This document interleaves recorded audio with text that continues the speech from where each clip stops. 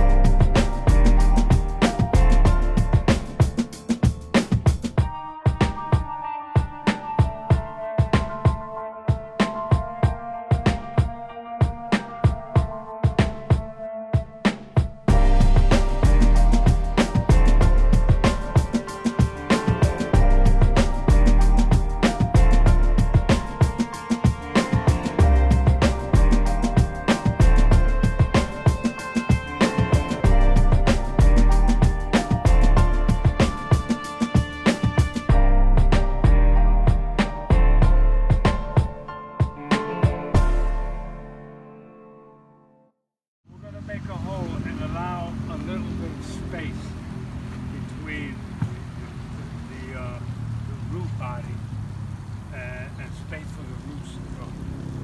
No big thing, a few inches all around, right? You got to start going down. In fact, sir, can you give me the pick? Being that the ground is hard, it hasn't rained in a while, we're going to go with the pick. The pick breaks up the soil, and then the shovel. Remember, there was a couple of people I worked with over there, and I showed you how to use the pick, right? Does anybody remember that? I don't remember who was with me. But anyway, hold the shovel. First, I'll use the pick to give you an idea. Use the point.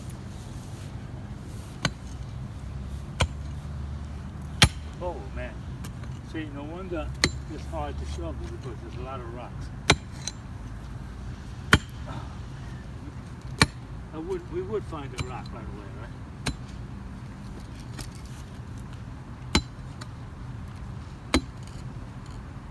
Yeah. I don't think that's a good spot.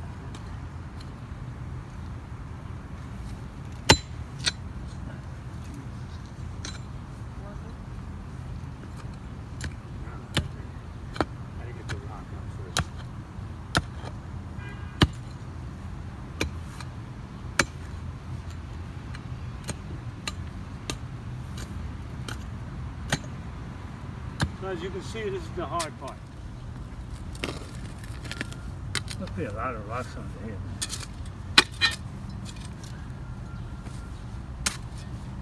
You know, I'm wondering if this was a fill area. Could be. Because everywhere you're hitting, it seems like there is a platform underneath.